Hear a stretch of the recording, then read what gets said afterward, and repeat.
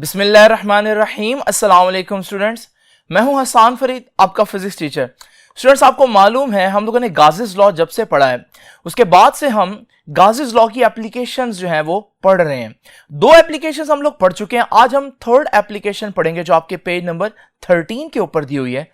Students, आपको यह भी मालूम होना चाहिए कि हम जो भी एप्लीकेशन पढ़ें गाजिस लॉ की, हमारा मकसद या ऑब्जेक्टिव एक ही होगा और वो ये होगा कि हम लोगों ने इलेक्ट्रिक इंटेंसिटी फाइंड आउट करनी होती है डिफरेंट सिचुएशंस में। तो आज की क्या सिचुएशन है जिसमें हम लोगों ने इलेक्ट्रिक इंटेंसिटी फाइंड आउट करनी है, ये हम जानेंगे आज के लेक्चर में। स्टूडेंट्स, तो स्टार्ट करते हैं आज का लेक्चर। जैसे कि मैंने आपको अभी भी बताया कि हमारे पास गाजिस लॉ का सबसे बड़ा फायदा क्या है, इलेक्ट्रिक इंटेंसिटी फाइंड आउट करना। स्टूडेंट्स, जरा तवज्जो कीजिएगा, आज का टाइटल देख लेते हैं, electric intensity between two oppositely charge plates. अगर हमारे पास दो प्लेट्स हो, अब आप प्लेट से, अगर आपको याद आया लास्ट लेक्चर जो हम लोगों ने पेज नंबर 13 पर पढ़ा था, वो भी हमारे पास एक इनफाइनाइट शीट ऑफ चार्ज के करीब एक पॉइंट पर इलेक्ट्रिक इंटेंसिटी कैसे फाइंड आउट करनी है उसके बारे में था। तो स्टूडेंट्स, याद रखिएगा हमारे पास आज लेक्चर में फर्क क्या आया है। लास्ट लेक्चर में एक इनफाइनाइट शीट ऑफ चार्ज थी, आज हमारे पास दो इनफाइनाइट शीट ऑफ चार्जेस होंगी और वो दोनों ही ऑपोजिटली चार्ज होंगी। तो ये देखिए जी, मेरे पास ये एक पॉजिटिव प्लेट है और ये एक नेगेटिव प्लेट है, इसके दरमियान कोई पॉइंट P है और उस पॉइंट पर हम लोगों ने इलेक्ट्रिक इंटेंसिटी फाइंड आउट करनी है। तो स्टूडेंट, सबसे पहले तो मैं आपको यही बताता चलूं कि हम लोगों ने क्या सपोज करना है कि सपोज करें, suppose we have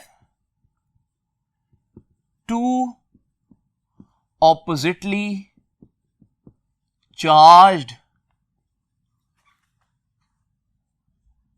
parallel plates। दो ऑपोजिटली चार्ज प्लेट्स हैं, एक पर पॉजिटिव और एक पर नेगेटिव चार्ज है। मैं जिस पर पॉजिटिव है उस पर मैं कह सकता हूं इसके ऊपर प्लस क्यू चार्ज है, जो नेगेटिव है मैं कह सकता हूं उसके ऊपर माइनस क्यू चार्ज है। तो ऑपोजिटली चार्ज प्लेट्स हैं और याद रखिएगा ये भी इनफाइनाइट साइज की हैं, ऑफ इनफाइनाइट एक्सटेंट। इनका साइज जो है वो इनफाइनाइट है, जैसे कि हम लोगों ने लास्ट लेक्चर में पढ़ा। लेकिन आपको मालूम है कि इनफाइनाइट चीज तो इतनी बड़ी होगी कि मैं उसको दिखा नहीं सकूंगा। तो इस वजह से जब मैं आपके सामने प्लेट्स बनाऊंगा तो मैं एक लिमिटेड साइज में बनाऊंगा, जिसका मतलब यह नहीं है कि वो फाइनाइट साइज है, बल्कि इसका मतलब यह है कि वो इनफाइनाइट साइज है। लेकिन मैंने उस आपके सामने उस इनफाइनाइट में से एक फाइनाइट पोर्शन सिर्फ आप लोगों को यहां पर दिखाया है। तो स्टूडेंट्स, याद रखिएगा एक्चुअली में ये इनफाइनाइट साइज की होंगी। और याद रखिएगा दूसरी बात, इनके दरमियान जो है वो कोई मीडियम नहीं होगा, यानी कि ये वैक्यूम में पड़ी हैं। तो two oppositely charge plates of an infinite extent placed in vacuum. तो ये वैक्यूम में पड़ी हैं, इनके दरमियान जो मीडियम है वो एक्चुअली में वैक्यूम है। अब आप याद रखिएगा, मैं ये आर्टिकल भी पढ़ाऊंगा और मैं साथ साथ ये भी बताऊंगा कि इस आर्टिकल का लास्ट लेक्चर से जो है वो क्या रिलेशन बनता है। स्टूडेंट्स, जरा इमेजिन करें, ये हमारे पास मेटल की एक प्लेट है और इस मेटल की प्लेट के ऊपर आपको नेगेटिव चार्ज दिखाई दे रहा है। लेकिन ये नेगेटिव चार्ज एक्चुअली मेटल की प्लेट के अंदर नहीं होगा, बल्कि ये मेटल का जो नेगेटिव चार्ज है ये एक दूसरे की रिपेल होने की वजह से एक्चुअली में इस प्लेट की बाउंड्री पर एग्जिस्ट करेगा, जिसकी वजह से मैं कह सकता हूं कि ये जो चार्ज होगा इसका चार्ज बाउंड्री पर एग्जिस्ट करेगा तो यहां पर होगा, और इसका चार्ज भी बाउंड्री पर एग्जिस्ट करेगा तो वो यहां पर होगा। यानी कि मैं कह सकता हूं ये चार्ज इनर सरफेस पर होगा, यानी अंदर वाली साइड पर चार्ज होगा। क्योंकि वैसे भी देखें तो ये ऑपोजिट चार्जेस एक दूसरे को अट्रैक्ट कर रहे हैं, तो इसका पॉजिटिव चार्ज इनर सरफेस पर आ जाएगा, इसका नेगेटिव चार्ज इनर सरफेस पर आ जाएगा और ये एक दूसरे के सामने जितना चार्ज है वो सारा इकट्ठा हो जाएगा। तो स्टूडेंट्स, याद रखिएगा ये बात भी हम यहां पर कह सकते हैं कि जो चार्ज है कहां एग्जिस्ट करता है, तो charge is present at inner surface of plates। तो वो प्लेट्स के अंदर वाली सरफेस पर एग्जिस्ट करता है।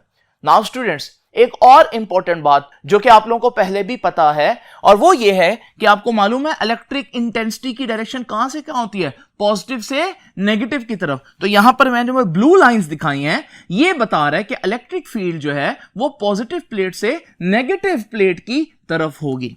तो स्टूडेंट्स ये बात भी हम लिख देते हैं कि electric field lines originated start हो रही हैं कहां से, from positive plate, from positively charged plate and खत्म कहां होंगी, ends on negatively charged plates. Students ये तो थोड़ा सा तारुफ हो गया आज का लेक्चर जो है उसमें जो मैंने प्लेट्स ली हैं उनके बारे में। तो प्लेट्स पर चार्ज कैसा है, उनके दरमियान फील्ड कैसा है, वो चार्ज किस साइड पर एग्जिस्ट कर रहा है, जो कि मैंने बताया इनर साइड पर एग्जिस्ट कर रहा है, इनर सरफेस पर। तो स्टूडेंट्स ये सारी बातें जो है ये पेज नंबर 13 के पहले पैराग्राफ में आपको मिलेंगी। तो ये आपका जो है वो इंट्रोडक्टरी पैराग्राफ हो गया। अब आपको मालूम है हम लोगों ने करना क्या है, हम लोगों ने इलेक्ट्रिक इंटेंसिटी फाइंड आउट करनी है इन चार्ज प्लेट्स के दरमियान में। तो स्टूडेंट्स याद रखिएगा हम लोगों ने क्या फाइंड आउट करना है, लेट अस कंप्यूट, कंप्यूट का मतलब कैलकुलेट इलेक्ट्रिक इंटेंसिटी। हम इलेक्ट्रिक इंटेंसिटी कैलकुलेट करते हैं बिटवीन ऑपोजिटली चार्ज्ड प्लेट्स। आगे सुनिएगा, using Gauss's law.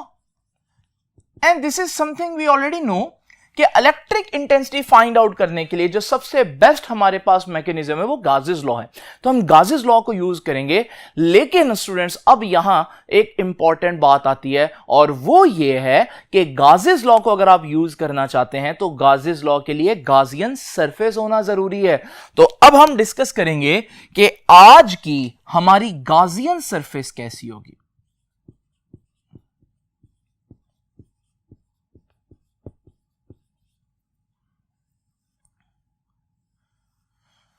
Now student इससे पहले कि मैं गाजियन सरफेस पर आऊं मैं आप लोगों को कुछ इंपॉर्टेंट चीजें बताना चाहता हूं। पहली बात स्टूडेंट्स ये डायग्राम देखिए, ये डायग्राम आपकी बुक ने जो है पेज नंबर 13 के ऊपर बनाई है। इस डायग्राम को देखें तो ये एक 2D डायग्राम है। अगर मैं इस 3D में आपको दिखाऊं तो आप लोग देखिएगा ये जो चार्ज शीट्स हैं ये 3D में कुछ इस तरह से दिखेंगे कि ये एक पॉजिटिव चार्ज शीट है और ये उसके बिल्कुल सामने एक नेगेटिव चार्ज शीट है जिसका मैंने फाइनाइट पोर्शन आप लोगों के सामने बनाया है, लेकिन एक्चुअली में ये इनफाइनाइट एक्सटेंट की, इनफाइनाइट साइज की होंगी। उसके बाद याद रखिएगा आपको मालूम है इनके दरमियान जो इलेक्ट्रिक इंटेंसिटी है वो कुछ इस तरह से दिखेगी। तो एक्चुअली में ये है इस सारी चीज का 3D व्यू। अगर आप इसको बिल्कुल साइड से 2D देखें तो फिर ये डायग्राम जो है वही डायग्राम बन जाएगी जो मैंने आज यहां पर बनाई हुई है। अब एक और इंपॉर्टेंट बात भी देख लीजिए। ये तो आप लोगों ने देख लिया कि 3D में कैसे इमेजिन करना है, क्योंकि मैं इसको आगे 3D में लेकर चलूंगा।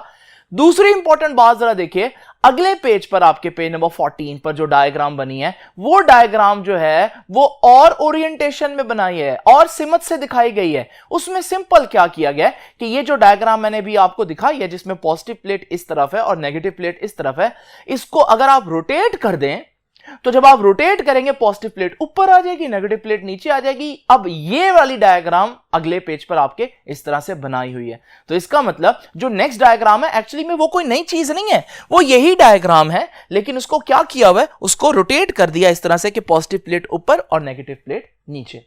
अब आपको इसको 3D में इमेजिन करना आना चाहिए, क्योंकि अब आएगा सबसे इंपॉर्टेंट पार्ट। आपको मालूम है गाजेस लॉ सिर्फ कब एप्लीकेबल होता है? गाजेस लॉ एप्लीकेबल होता है जब हमारे पास एक क्लोज 3D शेप हो। वो स्फीयर भी हो सकता है, वो हमारे पास सिलेंडर भी हो सकता है, वो हमारे पास कोई और शेप भी हो सकती है। लेकिन स्टूडेंट्स आज मैं कौन सी शेप लूंगा, जरा तवज्जो कीजिएगा। आज जो मैं शेप लूंगा उसको हम एक हॉलो बॉक्स कह सकते हैं, यानी कुछ इस तरह से ये शेप दिखेगी।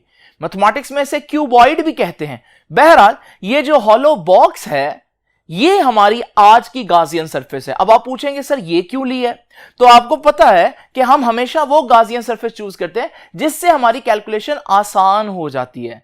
अब ये गाउसियन सरफेस जो है ये प्लेट्स के दरमियान कहां इमेजिन करनी है, ये भी इंपॉर्टेंट बात है जिसकी तरफ मैं अभी आता हूं। लेकिन जरा देख लीजिए, पहले ये बात मैं लिख दूं कि गाउसियन सरफेस कैसी होगी कि लेट अस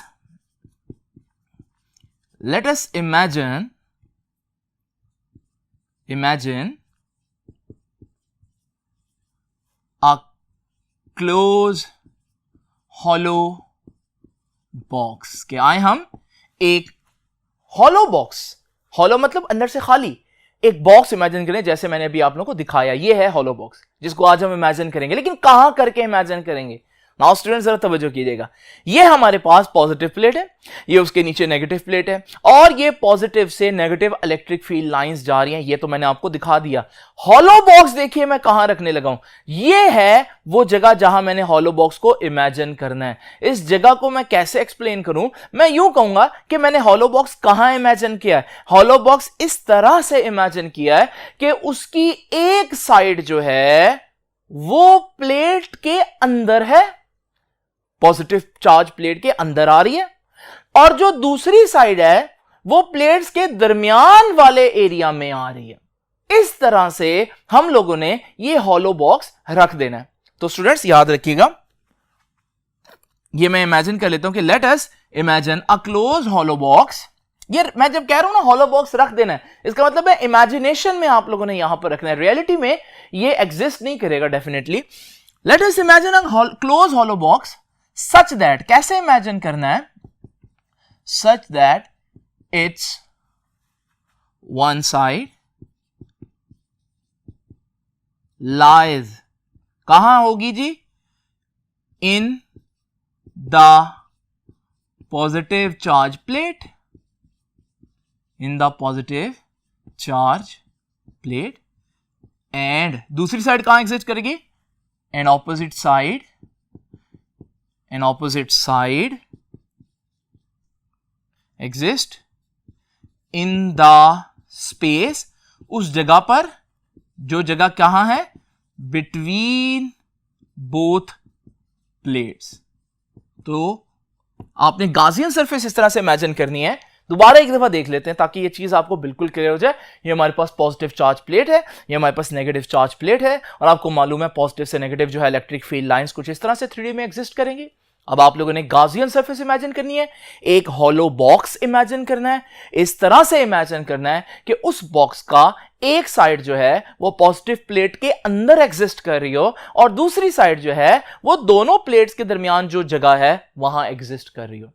आप यहां पर बड़े ध्यान से देख लीजिए, इस बॉक्स की कितनी साइड्स हैं, इस बॉक्स की 6 साइड्स हैं। मैं इनको नाम दे देता हूं, जैसे ये 1 2 3 4 5 जो कि प्लेट के अंदर है, एंड 6 जो कि दरमियान में मौजूद है उन दोनों प्लेट्स के। ये 6 साइड्स हैं। नाउ स्टूडेंट्स जरा तवज्जो कीजिए, हमारे पास अगर आप इसको 3D व्यू को कुछ यहां से देखिए तो फिर आपको ये जो चीज नजर आएगी बिल्कुल 2D नजर आएगी, और ये चीज जो है ये आपकी बुक ने या इस तरह करके बनाई है।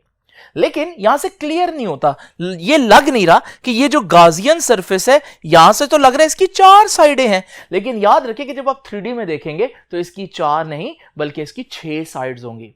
अब आप क्या चाहते हैं, आप चाहते हैं इस पूरी सरफेस में से कितना फ्लक्स पास कर रहा है इसको कैलकुलेट करें। और वो फ्लक्स कैसे कैलकुलेट करेंगे, सारे इंडिविजुअल साइड्स के फ्लक्स को ऐड कर दें। मिसाल के तौर पर ये हमारी गाउसियन सरफेस है, तो हम क्या करेंगे, साइड 1 के लिए कैलकुलेशन करेंगे, साइड 1 में से कितना फ्लक्स पास कर रहा है उसको हम कैलकुलेट करेंगे, फिर साइड 2, फिर साइड 3, फिर 4, फिर 5 जो उस प्लेट के अंदर मौजूद है साइड, और फिर साइड 6 जो दोनों प्लेट्स के दरमियान वाली जगह पर मौजूद है। फिर मैं इन सारों के फ्लक्स को ऐड करूंगा तो मेरे पास टोटल फ्लक्स आ जाएगा। तो स्टूडेंट्स याद रखिएगा, मैं ये कह सकता हूं कि टोटल फ्लक्स किसके बराबर होगा, टोटल फ्लक्स होगा पहली साइड का फ्लक्स, दूसरी साइड का फ्लक्स, तीसरी साइड का फ्लक्स, चौथी साइड का फ्लक्स, पांचवी साइड का फ्लक्स और छठी साइड का फ्लक्स। अब मेरी बात आप लोगों ने बहुत तवज्जो से सुननी है। एक बात मैं आपको यहां पर साइड पर बता देता हूं स्टूडेंट्स। देखिए, हमें मालूम है कि फ्लक्स का जो फॉर्मूला होता है वो होता है ई ए कॉस थीटा। बड़े ही ध्यान से देखना है। और ये एंगल थीटा जो है वो ई और वेक्टर ए के दरमियान होता है। वेक्टर ए मैंने आपको बताया हुआ, अभी हम दोबारा डिस्कस करते हैं, याद रखिएगा। ये है हमारे पास फ्लक्स। जरा इमेजिन करें स्टूडेंट्स, पहली साइड का फ्लक्स देखते हैं, बहुत ध्यान से सुनिएगा। ये मेरे पास वो डायग्राम है जो मैंने अभी आप लोगों को पहले भी दिखाई। साइड वन देखिए, ये है साइड वन।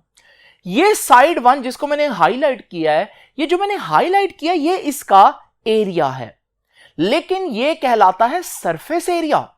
याद रखिएगा स्टूडेंट्स, हमारे पास सरफेस एरिया जो है वो, हमारे पास वेक्टर एरिया जो है वो सरफेस एरिया के परपेंडिकुलर होता है।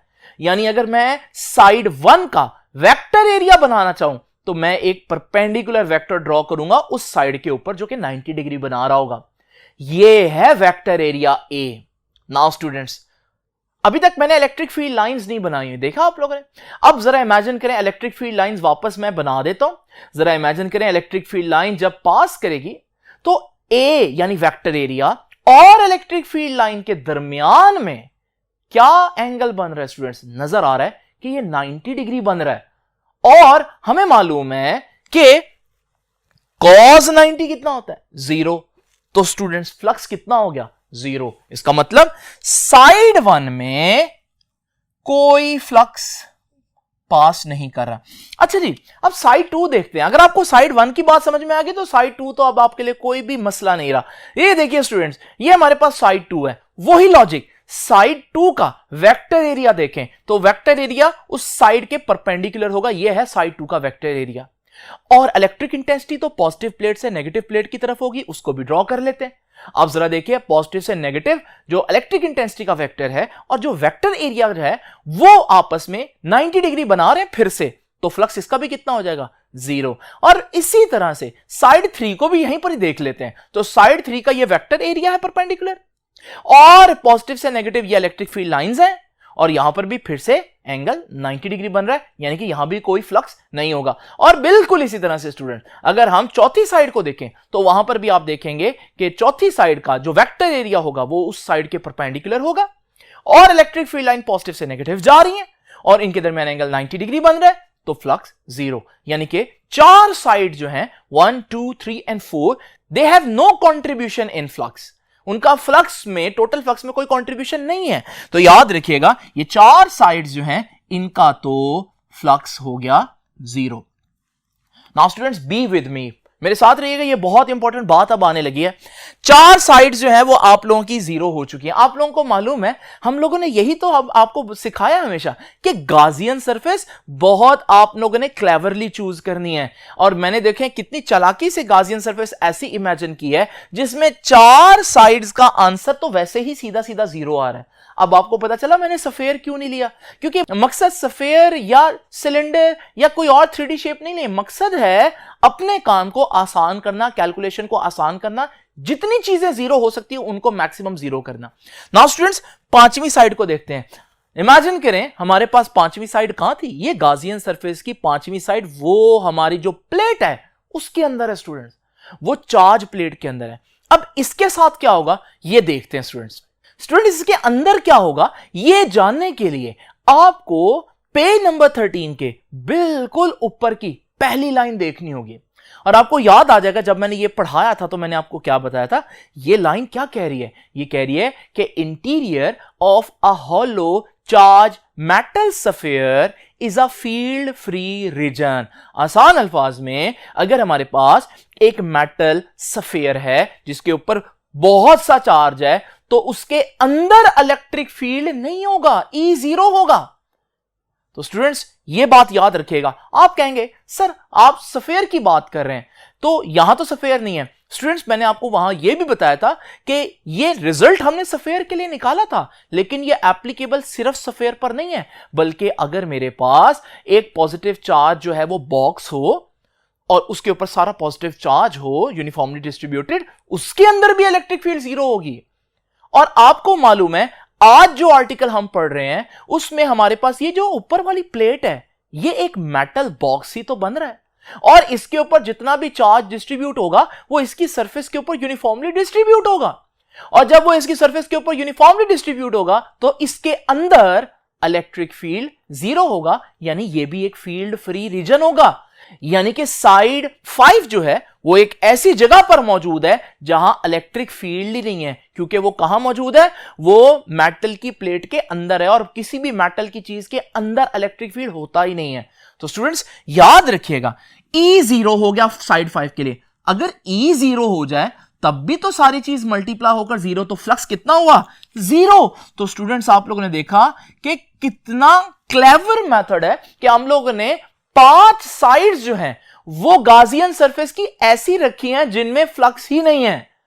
अब स्टूडेंट्स रह गई छठी साइड, अब यहां पर वो छठी साइड देख लेते हैं गाजियन सरफेस की। ये जो साइड है ये हमारे पास जो प्लेट्स के दरमियान में पड़ी है, ये है साइड नंबर 6। अब जरा स्टूडेंट्स इमेजिन करें इस साइड का जो वेक्टर एरिया होगा वो इस साइड के परपेंडिकुलर होगा, ये मैंने ड्रॉ कर दिया आपके सामने। अब जरा इमेजिन करें हम इलेक्ट्रिक फील्ड को डिस्कस करते हैं, वो पॉजिटिव से नेगेटिव प्लेट की तरफ होगी, तो सारी इलेक्ट्रिक फील्ड भी मैंने आपके सामने बना दी। अब इलेक्ट्रिक फील्ड और वेक्टर एरिया के दरमियान एंगल देखें स्टूडेंट्स, इलेक्ट्रिक फील्ड और वेक्टर एरिया तो एक ही डायरेक्शन में है, पैरेलल है, और जब दो चीजें पैरेलल हो तो एंगल क्या होता है, 0 डिग्री। इसका मतलब यहां पर फ्लक्स होगा छठी साइड में, और कितना होगा, E A cos 0, और cos 0 होता है 1, तो स्टूडेंट्स टोटल फ्लक्स कितना आ गया हमारे पास, E A cos 0 1 हो गया, तो E A रह गया। स्टूडेंट्स हम लोगों ने फ्लक्स जो है वो बड़ी कामयाबी के साथ मेजर कर लिया। अब वक्त आता है कि हम गाउस लॉ अप्लाई करें और रिजल्ट निकाल लें। ये देखिए स्टूडेंट्स हमारे पास बाय अप्लाइंग गाउस लॉ,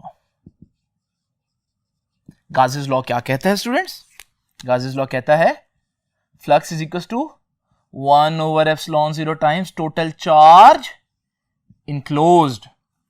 और स्टूडेंट्स याद रखिएगा हम लोगों ने यह भी पढ़ा है कि चार्ज जो है वो किसके बराबर होता है, चार्ज डेंसिटी इनटू एरिया, ये मैंने आपको लास्ट लेक्चर में बताया था।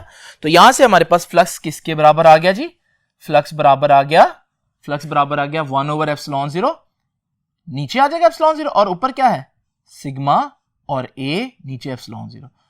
नाउ स्टूडेंट्स जरा तवज्जो कीजिएगा, ये जो इक्वेशन है मैं इसे इक्वेशन नंबर 1 कह देता हूं, ये जो इक्वेशन आई है मैं इसे इक्वेशन नंबर 2 कह देता हूं।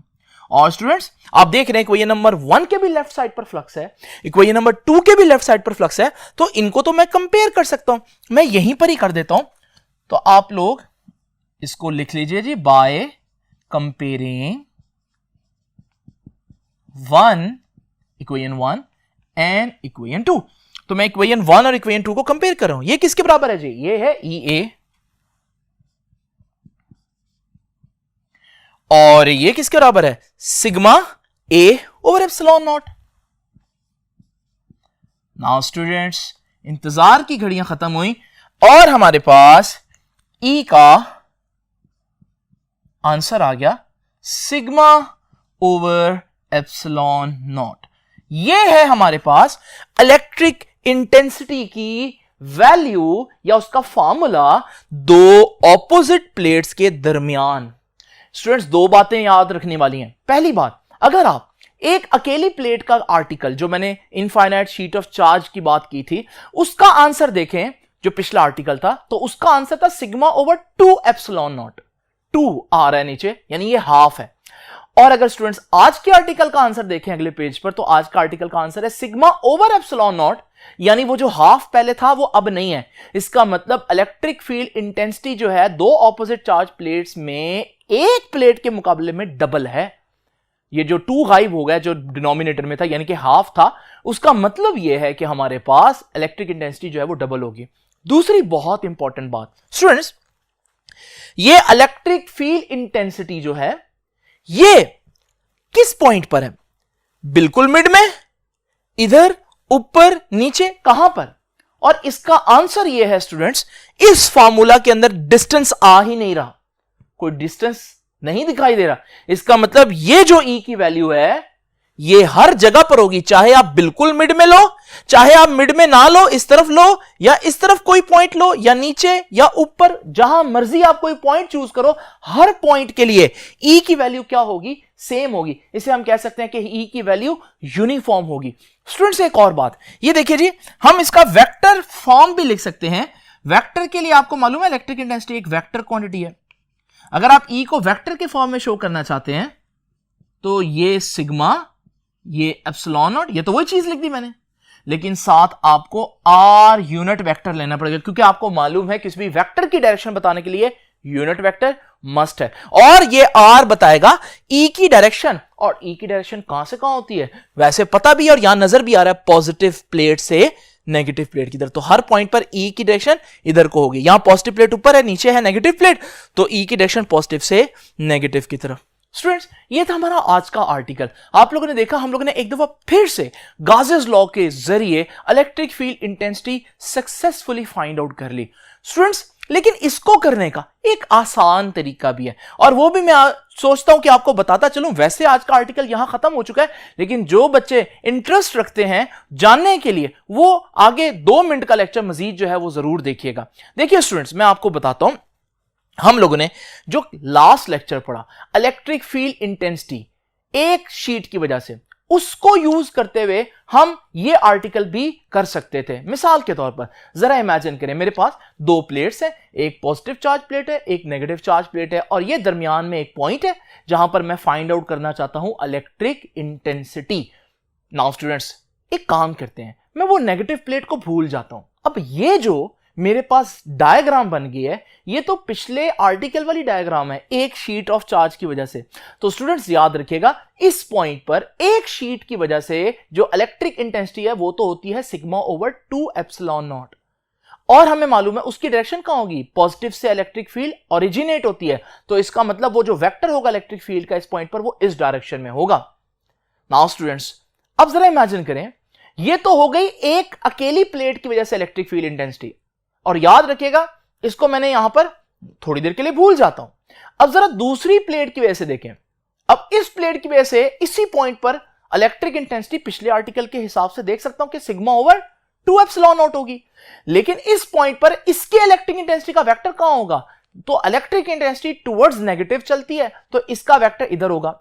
अब दोनों प्लेट्स का इकट्ठा इफेक्ट देख लेते हैं, तो दोनों वेक्टर्स अगर मैं देखूं तो वो एक ही डायरेक्शन में, आपको मालूम है एक ही डायरेक्शन में जब वेक्टर्स हो तो उनके मैग्नीट्यूड्स ऐड हो जाते हैं। तो ये sigma over 2 epsilon not plus sigma over 2 epsilon not, तो ये तो ऐड होकर बन जाएगा सिग्मा ओवर एप्सिलॉन नॉट, और ये तो वही आज का आंसर भी है।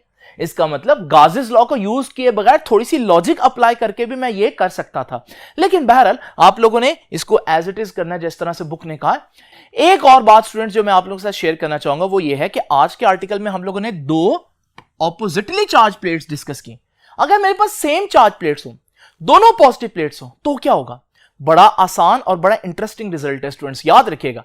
अगर आपके पास 2 सेम चार्ज प्लेट्स हैं, आप दरमियान में एक पॉइंट पर इलेक्ट्रिक इंटेंसिटी फाइंड आउट करना चाहते हैं, तो आप सिंपल क्या करें, सबसे पहले आप एक प्लेट को थोड़ी देर के लिए भूल जाएं, और इस पॉइंट पर इस प्लेट की वजह से इलेक्ट्रिक इंटेंसिटी फाइंड आउट करें, तो वो तो होगी sigma over 2 epsilon not, last lecture, और उसकी डायरेक्शन क्या होगी? पॉजिटिव से दूर, away from the positive plate.